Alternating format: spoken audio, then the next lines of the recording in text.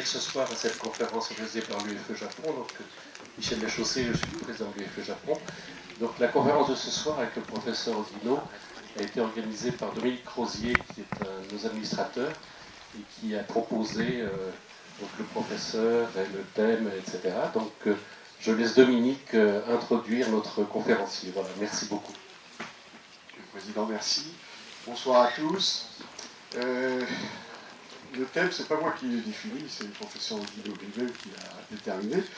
Mais bon, je vais vous dire quelques mots un peu sur l'itinéraire du professeur Guido, que je voudrais commencer par remercier d'être là ce soir, d'avoir bravé les intempéries, et le remercier également de nous livrer ses réflexions. Alors, que peut-on dire sur le professeur Guido sans prendre trop de temps? Bon, c'est un intellectuel qui est tombé dans un bain, un peu comme Obélix en son temps, mais contrairement à Obélix, il est tombé, lui, dans le bain des idées et le bain de la culture française. Vous allez pouvoir constater qu'il est parfaitement francophone, il est d'ailleurs attaché à la France par des liens familiaux. Je salue ici d'ailleurs les membres de sa famille qui sont parmi nous. Professionnellement, il enseigne à l'université normale de Tokyo.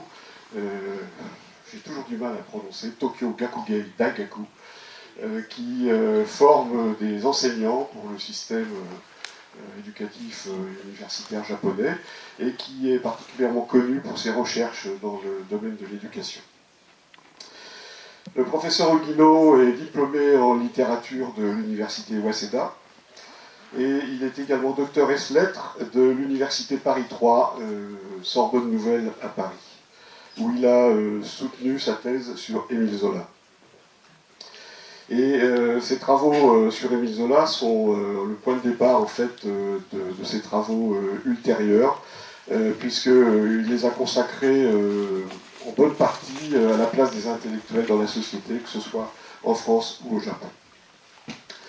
Il a par exemple suivi de près les travaux du sociologue Pierre Bourdieu, il a suivi les travaux du philosophe Jacques Derrida, et plus récemment, même si ça fait peut-être une vingtaine d'années, il s'est intéressé aux travaux d'Emmanuel Todd, ce sociologue, historien, démographe, économiste, anthropologue, dont vous avez peut-être entendu parler.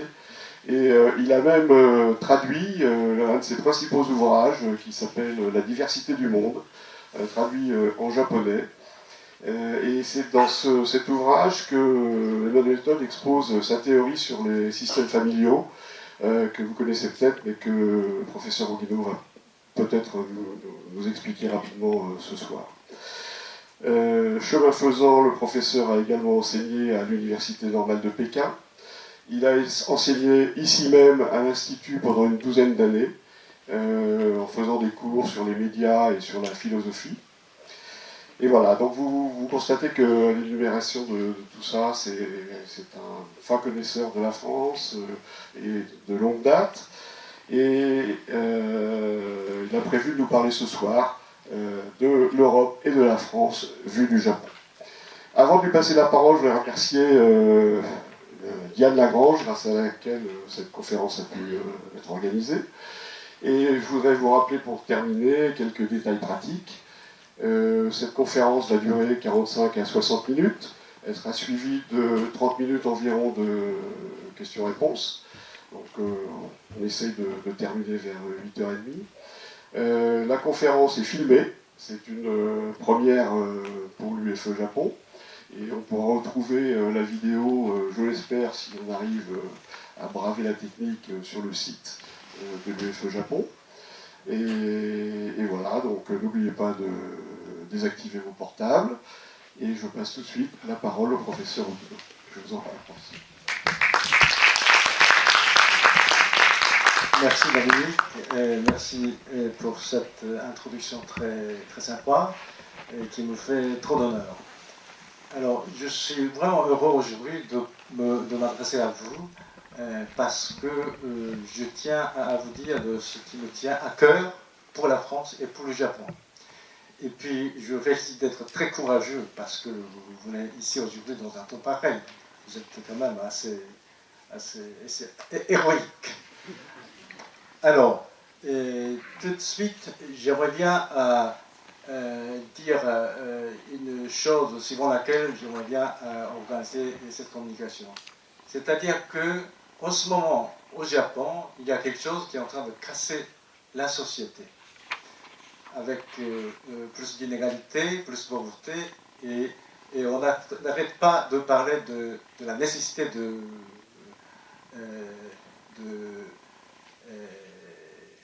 l'austérité, justement. Alors, il en va de même pour la France, j'ai l'impression. Et en ce moment même, en France, il y a quelque chose qui est en train de se passer et qui est quand même assez fondamental pour ne pas rater justement la transformation que la France est en train de se faire. J'ai l'impression également en France, vous savez, il se passe quelque chose qui casse la France. C'est ça qui ne me laisse pas indifférent et c'est ça qui m'a motivé à m'intéresser à vous aujourd'hui pour parler de ça. Alors, d'abord, je vais commencer par vous montrer deux graphiques.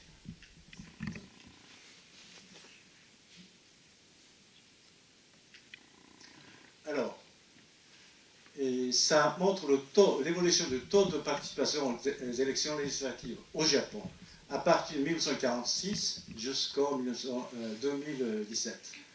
Alors, on peut constater qu'il y a un taux de participation assez important pendant 40 ans, comme ça. 70, 75, même là c'est 76, 77. Alors, mais là, c'est le moment où la chute du mur de Berlin a eu lieu. Et c'est le camp communiste qui s'est effondré. C'est à partir de ce moment-là que le taux de participation a commencé à chuter et on est là, c'est 52%.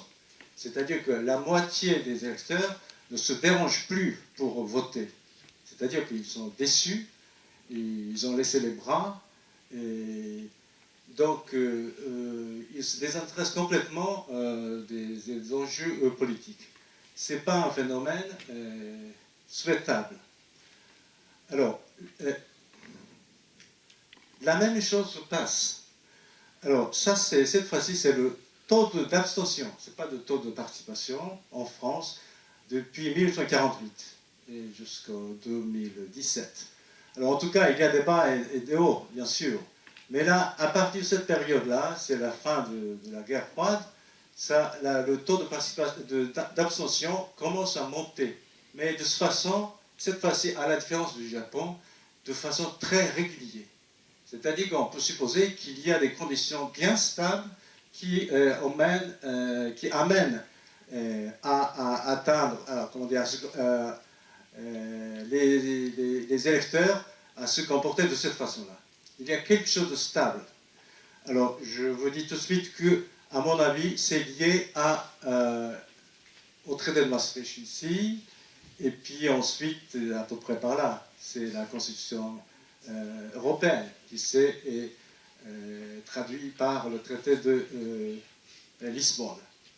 Alors, c'est dans ces contraintes-là que pose l'Union européenne de l'euro. Voilà, l'euro est introduit ici, en l'an 2000 à peu près. C'est dans ces conditions-là que le comportement des électeurs s'est défini de cette façon, et le désintéressement général qui se manifeste de plus en plus fort. Et pour revenir un petit peu sur le Japon, alors là, ici, il y a un petit mouvement, et puis ça remonte, et puis ça redescend. Parce que là, ici, il y avait un changement de politique, enfin, un changement de gouvernement. On a connu une alternance politique avec l'arrivée au pouvoir du parti démocrate Minshito. Mais tout de suite, c'est une chute libre qui s'est produite. Et de toute façon, c'est le même genre de phénomène qui s'est produit à partir de la fin de la guerre froide. Ça commence à baisser, et puis on en est là. Alors, ça c'est pour le Japon. qu'est-ce qui se passe? C'est entre 1980 et 2014. D'abord, cette ligne montre la dépense publique. Dépense publique. Et puis, cette ligne-là, ça montre recette fiscale. Vous savez, recette fiscale. Et puis, ce histogramme, ça montre la somme de la dette publique japonaise. Moi, j'appelle ça un cercle vicieux qui s'installe dans cette période. C'est-à-dire que ici, en 1997, le gouvernement a augmenté la TVA de 3% à 5%. À ce moment-là, l'économie japonaise était déjà fragilisée parce que la bulle avait déjà éclaté. Donc, dans une situation extrêmement difficile et précaire, ils ont augmenté la TVA. Et en plus, ils ont mis en place la politique de restriction des budgets, des dépenses publiques. Alors, qu'est-ce qui s'est passé à ce moment-là? D'abord, à partir du moment où ils ont réduit les dépenses publiques, donc les recettes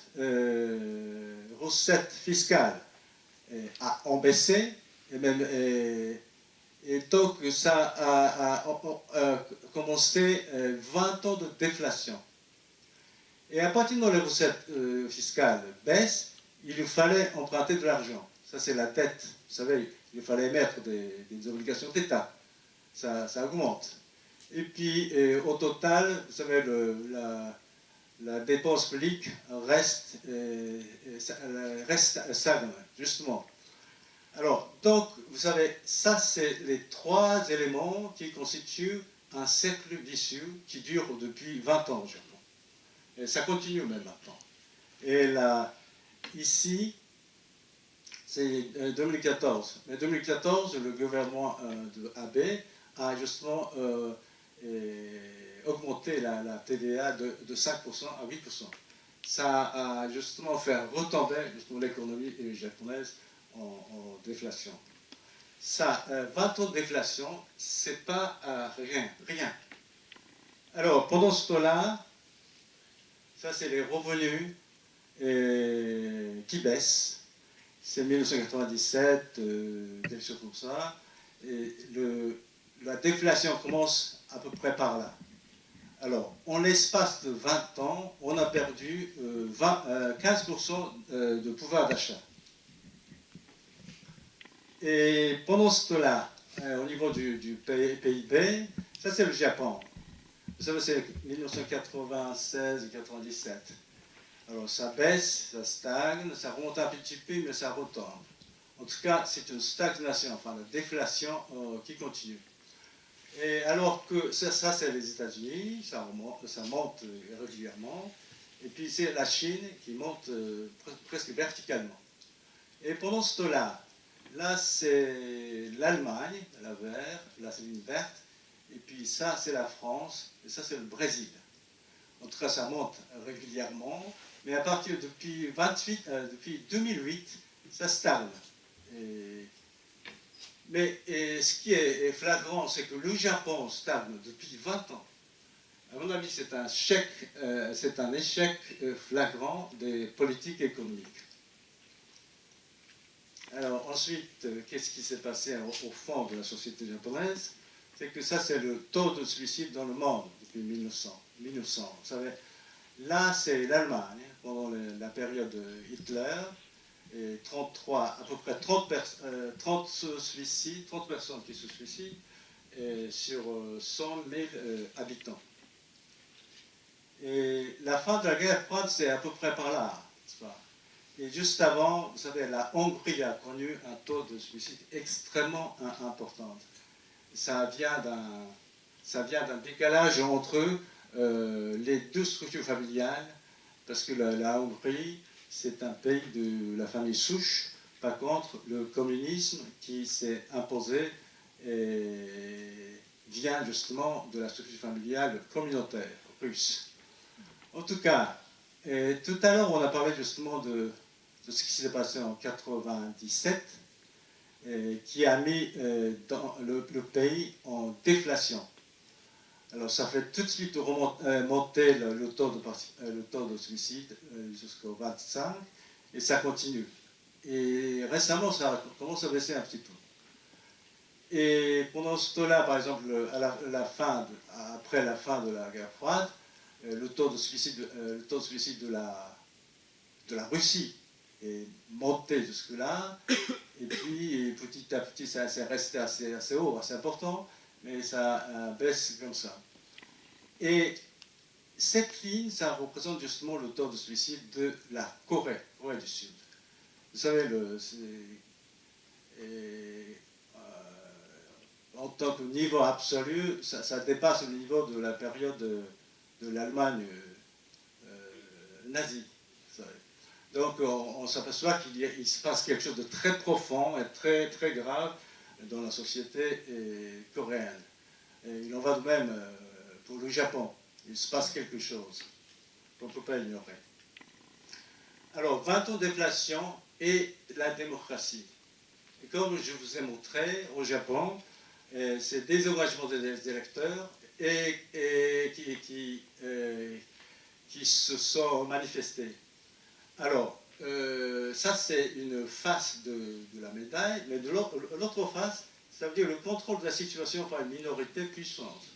Parce que quand on se désengage de la politique, quand même il reste des gens qui sont actifs. Alors, j'aimerais bien revenir un petit peu, de façon un peu plus détaillée, l'évolution du taux de participation aux élections législatives au Japon. 1996, ça c'est une date quand même très importante, parce que c'était la première élection législative qui ont eu lieu avec le mode de scrutin majoritaire, à un tour. Avant, le mode de scrutin était plutôt tendance égalitaire, c'est-à-dire avec des circonstances à sièges multiples. Donc, dans chaque circonscription, il y avait des sièges, il y avait plusieurs élus. Et, par contre, là, on ne élit qu'un seul député. Alors, tout à l'heure, je vais un peu entrer dans les analyses de Manuel Todd avec les structures familiales. Et on peut dire que ce changement de mode de scrutin, d'un scrutin plutôt égalitaire à un scrutin inégalitaire, marque justement le début de cette période qui est très profonde en ce moment dans le contexte japonais. Alors, 96. À 97, ils ont monté la TVA et ils ont mis la politique de restriction des budgets. Et donc, c'est là que la déflation commence. Et ça bouge un petit peu. Et après, il y a quelque chose qui fait monter un petit peu le taux de participation. C'est qu'on a senti un mouvement qui permettrait d'avoir l'alternance politique. Donc c'est 2009, le Parti démocrate est arrivé au pouvoir. Mais ce qui est quand même marquant, c'est que c'est dans le gouvernement du Parti démocrate, ils ont inscrit le principe du primaire, de l'équilibre du solde primaire. C'est ce qu'on appelle en anglais primary balance. Donc c'est une mesure restrictive budgétaire qui est quand même très forte, qui est contraignante, qui a fait justement chuter l'économie japonaise. Alors, au niveau des électeurs, il y a une déception terrible, entre autres à cause de ça, et donc une chute libre. Et là, c'est le gouvernement AP qui est arrivé, et là aussi. Électoralement, ces deux et trois même élections se sont traduites par une victoire écrasante du Parti libéral-démocrate, mais qui manque d'enthousiasme. Vous savez, presque la moitié des experts se sont abstenus, et le reste a été justement juste pour soutenir le régime qui était déjà sur place. Alors, j'aimerais bien un peu entrer dans les détails des structures familiales comme modèle explicatif. Alors, c'est un... vous savez, en gros, il y a 4 types de structures familiales en Europe. La France est ça, c'est-à-dire nucléaire égalitaire. C'est-à-dire égalitaire, c'est-à-dire l'héritage se partage à égalité entre les enfants. Et nucléaire, ça veut dire les enfants, les couples, les jeunes couples ne cohabitent jamais, ne cohabitent pas avec leurs parents. Donc ça favorise la mentalité de liberté, si vous voulez. Donc liberté et l'égalité qui sont inscrits dans cette structure familiale. Alors ça, c'est inscrit dans le bassin parisien, et puis un peu dans le nord d'Italie, et le sud d'Italie, et le centre et le sud de l'Espagne, et le Portugal. Et puis un petit peu, c'est un peu différent, mais la Pologne et la Roumanie aussi, ils ont tendance, leur structure familiale est relativement proche. Alors, donc liberté et l'égalité. Alors, ce qui s'oppose radicalement à ces valeurs nucléaires égalitaires, c'est la famille souche. La famille souche, c'est là.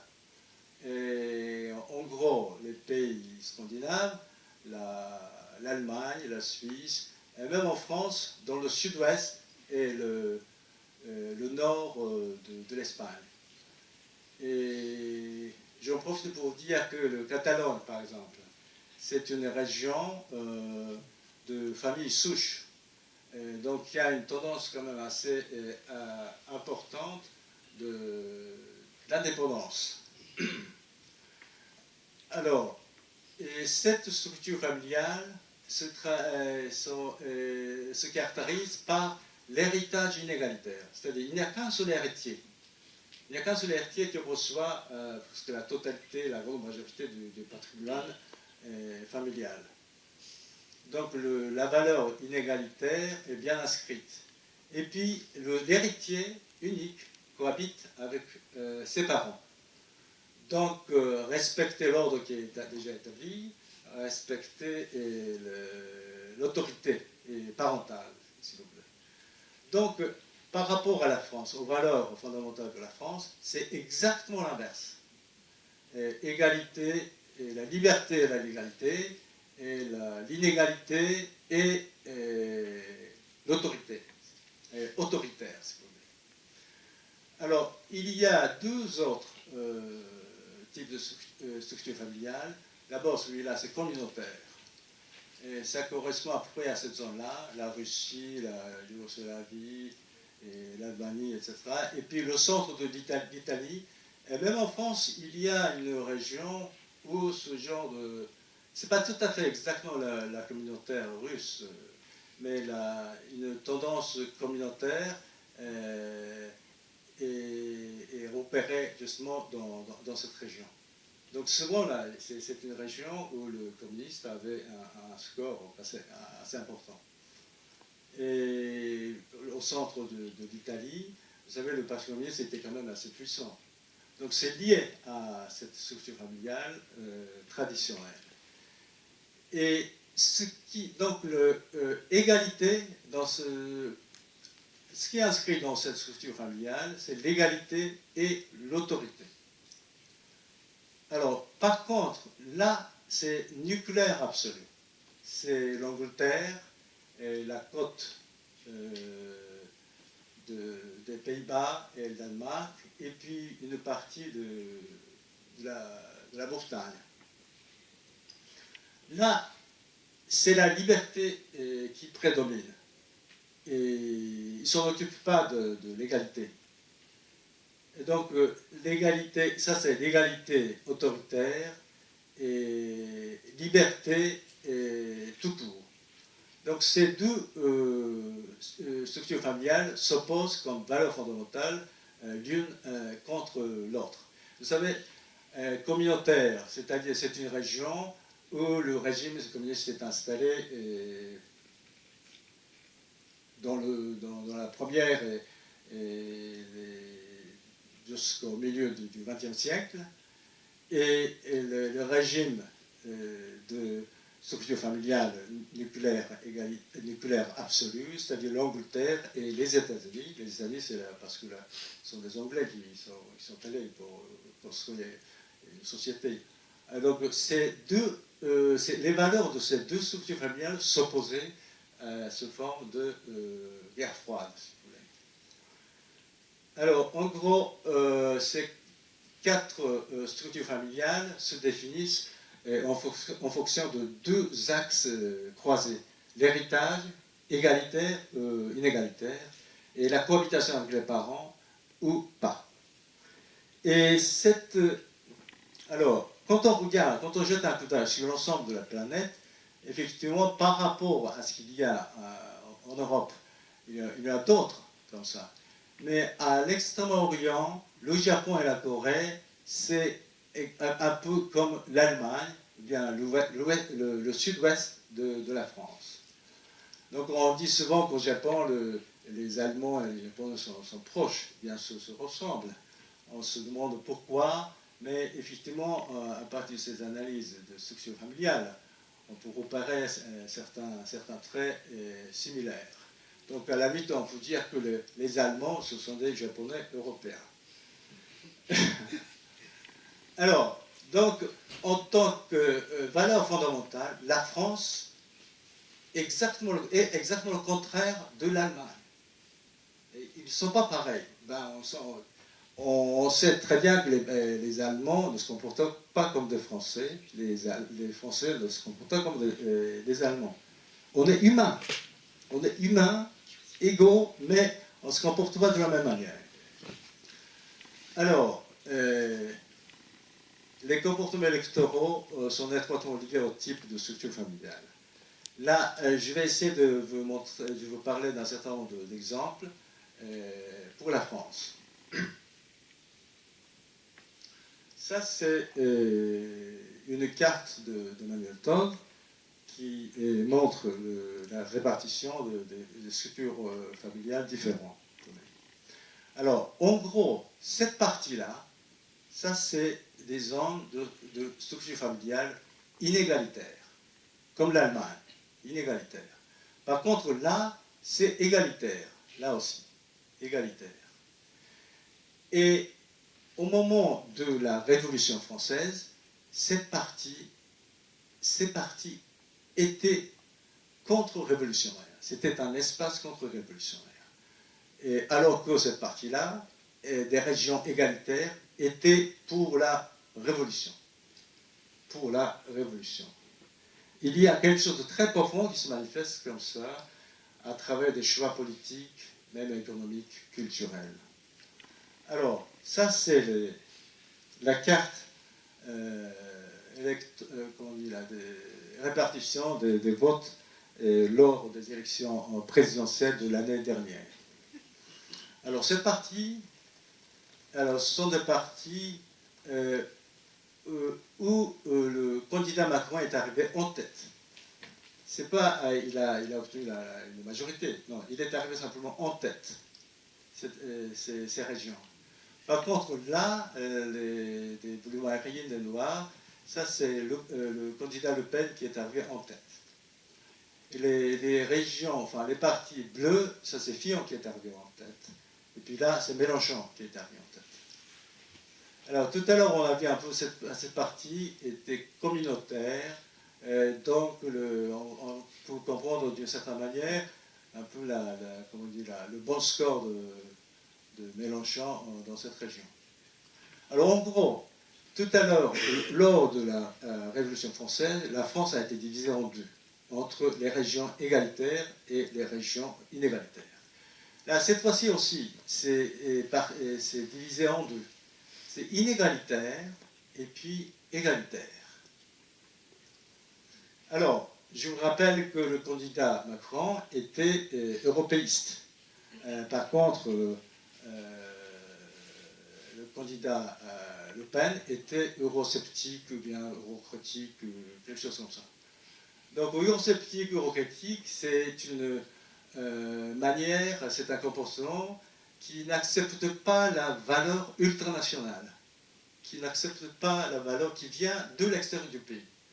Par contre, ici, à partir du moment où ils ont soutenu comme ça un candidat européiste, ça ne les gêne pas de se soumettre à une valeur ultranationale, européenne, etc.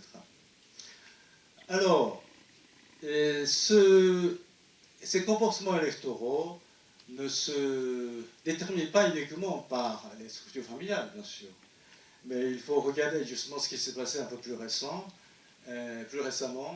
Là, c'est la carte de l'industrialisation de la France en 1968.